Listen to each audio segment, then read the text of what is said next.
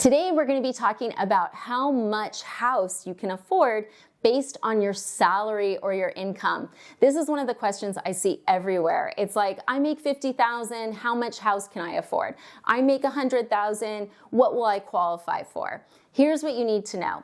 All of those answers are garbage. That's right, they're garbage.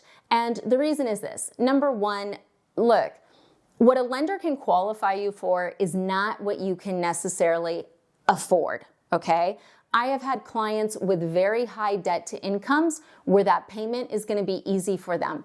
I have had clients with very low debt to incomes where I am concerned they will not make the payment. No joke. And you're like, well, why? Personal spending.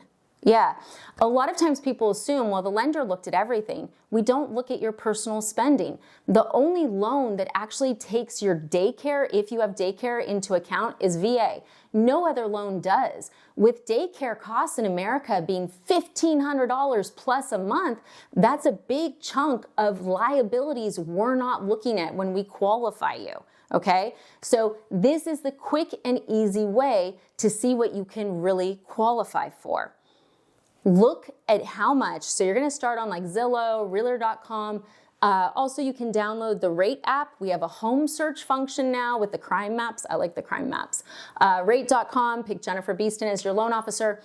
Search the area that you're going to be looking in. I don't want you to pick out your dream house, but I want you to look at, okay, for the bedrooms and bathrooms and where I want to live, how much are the houses? Let's start there, okay?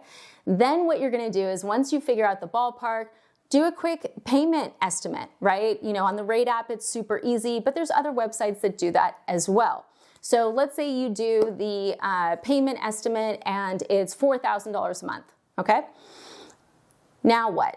How much are you paying in rent? So let's say your rent right now is $2,000. New payment's gonna be $4,000. My question to you is, are you saving $2,000 a month? Easily. And if you go, well, yeah, it's going to my 401k, I mean, like, if I said today, give me $2,000, could you do it? Okay? Can you put $2,000 in a checking or savings account every single month? Because here's the thing, should you stop contributing to your retirement to buy a house? No, you're going to have to retire someday. So you want to look at your individual spending. What I'll see a lot of, and it doesn't matter what the debt to income is, and that's the thing, because there's so many people that are like, oh, well, your mortgage payment should be under 30%, or your mortgage payment should be this or that. It depends on you. It depends on you. So if you look at it and you're like, yeah, I'm not saving that difference right now. Like we're paycheck to paycheck, and our rent's $2,000, the payment's gonna be $4,000, you know, because here's the thing, could a lender probably qualify you for $4,000? Depending on your income and everything, yeah, totally, right? They're not gonna be talking to you about, hey, look, like you're not doing that right now, how are you going to do this? That's why we're doing this video, because I want you guys to figure that out now, before you start getting pre-approved, before you start shopping. I want you to do a deep dive into your expenses. So let's say your rent's $2,000, new payment's gonna be $4,000, you haven't been saving any money besides what you put in your retirement every month.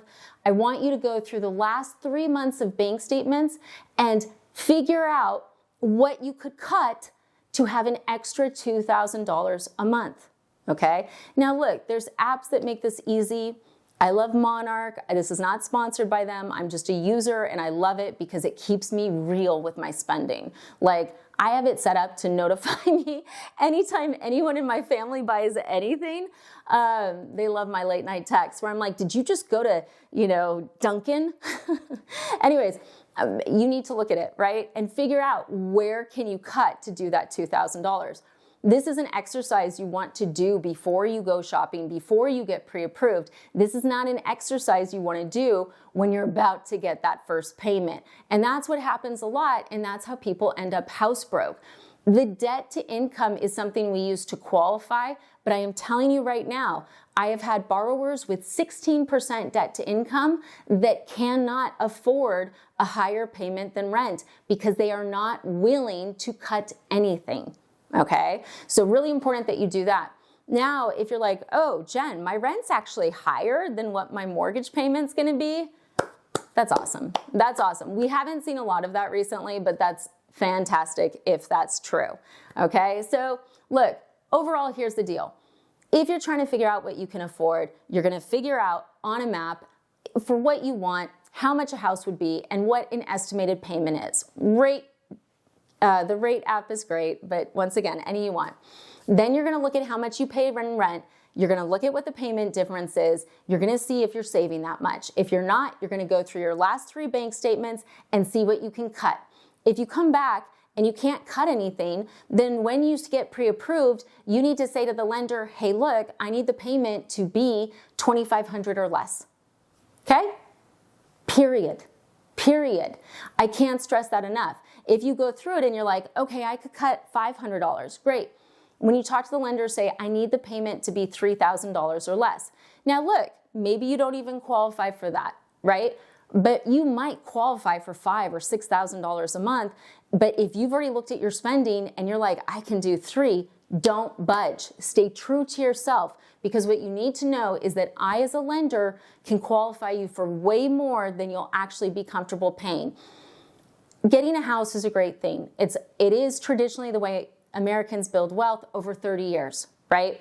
You know, buying a house and hoping to flip it and make money in a year. No, I don't believe in that. But I do believe in American real estate as a long-term building equity, paying down a mortgage, piggy bank scenario, okay? But it's not worth having no fun in your life. It's not worth being house poor, and it's not worth being in a position where you hate your life. And that is why you want to do this exercise now. So look, I hope it was helpful, but yeah, go through your spending. And if you're like, that's a lot of work, it is. But I'm telling you right now, it's worth it. And the work you do right now will make it so that ultimately your house is a benefit and not a burden. That's the goal. Thanks for watching.